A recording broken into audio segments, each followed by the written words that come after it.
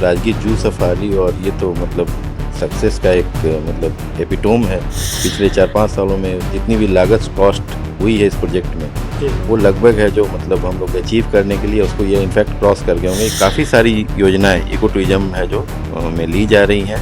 लगभग 66 अलग अलग योजना जो है इको पर्यटन की है जो पूरे बिहार में संचालित की जा रही है। एक सस्ती और अच्छी सुविधा जो है इको पर्यटन के रूप में लोगों को मिले, जो इको पर्यटन के दृष्टिकोण से काफ़ी महत्वपूर्ण है, उन्हीं क्षेत्रों में हमारा है जो फोकस है वो इसको प्राथमिकता के तौर पे ले रहा है और सरकार की प्राथमिकता भी है, तो उस प्राथमिकता के अनुरूप है जो हम लोग कार्य करने का प्रयास कर रहे हैं। नमस्कार, लाइव सिटीज देख रहे हैं आप। आइए हमारे साथ बातचीत के लिए conservator of forest eco tourism doctor Satyajit Kumar sir मौजूद हैं।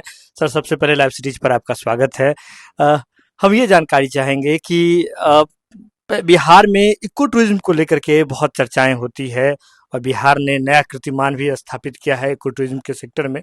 क्या कुछ आने वाले समय में रणनीति है सरकार की? देखिए, इसमें इको टूरिज्म विंग है जो नया है जो अभी क्रिएट हुआ है, तो अभी इस विंग को है जो स्ट्रेंथन करने की कार्रवाई है जो की जा रही है सरकार स्तर से, और काफ़ी सारी योजनाएं इको टूरिज्म है जो में ली जा रही हैं। पार्टिकुलरली आप देखेंगे लगभग 20 स्थलों पे माननीय मुख्यमंत्री द्वारा प्रगति यात्रा के दौरान जो विभिन्न वन प्रमंडलों में लगभग ऑलमोस्ट बिहार के हर पार्ट पे टच किया हुआ है, और मेजर स्कीम्स जो है मतलब माननीय मुख्यमंत्री के प्रगति यात्रा के दौरान ली गई है। इसके अतिरिक्त भी लगभग 66 अलग अलग योजना जो है इको पर्यटन की है जो पूरे बिहार में संचालित की जा रही है। साथ ही साथ हमारे प्रधान सचिव महोदय का इसमें विशेष फोकस है, सरकार का भी विशेष फोकस है। अभी हाल ही में 5 दिसंबर को ही प्रधान सचिव महोदय की अध्यक्षता में एक समीक्षा बैठक हुई, जिसमें उन्होंने जितनी भी योजनाएं इको टूरिज्म की प्रायोरिटी बेसिस पे उन्होंने सेलेक्ट करने के लिए एक सूची बनाई है, और साथ ही किस प्रकार से इको पर्यटन की योजना को हम लोग कार्यान्वित करेंगे, कैसे है जो उसको सरकार के महत्वपूर्ण कार्य योजना में लाएंगे, इस पे प्रधान सचिव स्तर से महोदय स्तर से है जो निर्देश दिए गए हैं। उस निर्देश के आलोक में है जो विभाग द्वारा है जो भी निर्देश प्राप्त हो रहा है उसके आलोक में कार्रवाई की जा रही है। प्रधान मुख्य वन संरक्षक महोदय द्वारा भी जो भी निर्देश दिए जा रहे हैं उसके अकॉर्डिंगली जो है कार्य योजना या जो उसके अनुपालन में है जो संबंधित है जो कार्रवाई है जो इस विंग के द्वारा की जा रही है। आने वाले समय में आप निश्चित रूप से देखिएगा कि एक इको टूरिज्म की एक इफेक्टिव कार्य योजना, एक रूपरेखा है जो आने वाले समय में दिखेगी, जिससे हमारी जो सेवाएं हैं इको पर्यटन की जो अभी बिल्कुल नेसेंट स्टेज में है वो है जो एक धरातल पे एक अच्छे स्वरूप में देखेगी। नहीं, एक कहा जाता है बिहार के बारे में कि बिहार में चीज़ें बन तो जाती है लेकिन मैनेज और रेवेन्यू जनरेटिंग नहीं हो पाती है। तो जैसे इको टूरिज्म की बात करें तो जैसे राजगीर जू सफारी बन गई, ग्लास ब्रिज बन गया, उसका क्या स्टेटस है? अब राजगीर जू सफारी और ये तो मतलब सक्सेस का एक मतलब एपिटोम है। मतलब आप देखेंगे कि बहुत ज़्यादा रेवेन्यू है जो वहाँ है जो लगभग आ रही है। मतलब पिछले 4-5 सालों में जितनी भी लागत कॉस्ट हुई है इस प्रोजेक्ट में वो लगभग है जो मतलब हम लोग अचीव करने के लिए उसको ये इनफैक्ट क्रॉस कर गए होंगे। एग्जैक्ट डाटा मुझे भी ध्यान में नहीं लग रहा है है कि क्रॉस कर गए जितना लागत था। एग्जैक्टली। मतलब वो योजना तो राजगीर मॉडल तो काफ़ी सक्सेस मॉडल है, उसी तरह से हब मॉडल पे भी अन्य स्थलों पे भी हम लोग को कार्य करने की योजना है। तो रेवेन्यू तो डेफिनेटली है जो आएगा ही आएगा, उससे ज़्यादा जो है आम जनता को जो है एक सस्ती और अच्छी सुविधा जो है इको पर्यटन के रूप में लोगों को मिले, जिससे लोग राज्य से बाहर जो घूमने जाते हैं वो अपने स्टेट में ही इतनी सारी जो है हमारी सांस्कृतिक धार्मिक स्थलों से रिलेटेड जो स्थल हैं जो मोस्टली जंगल के समीप हैं उसको किस प्रकार है जो मतलब इको फ्रेंडली वे में डेवलप किया जाए, इसी पे है जो हमारा ये विभाग जो है फोकस कर रहा है, और आने वाले समय में काफ़ी है जो इसमें अच्छी है जो लोगों को प्रगति देखने को मिलेगी। जैसे ग्लास ब्रिज बन गया, राजगीर में जू सफारी बन गया, तो बिहार में एक इस तरह से भी लोग जो पॉलिटिकली डिवाइडेड भी ढंग से बातचीत करते हैं कि मिथिलांचल क्षेत्र को क्या मिला, कोसी क्षेत्र को क्या मिला, मगध क्षेत्र को क्या मिला।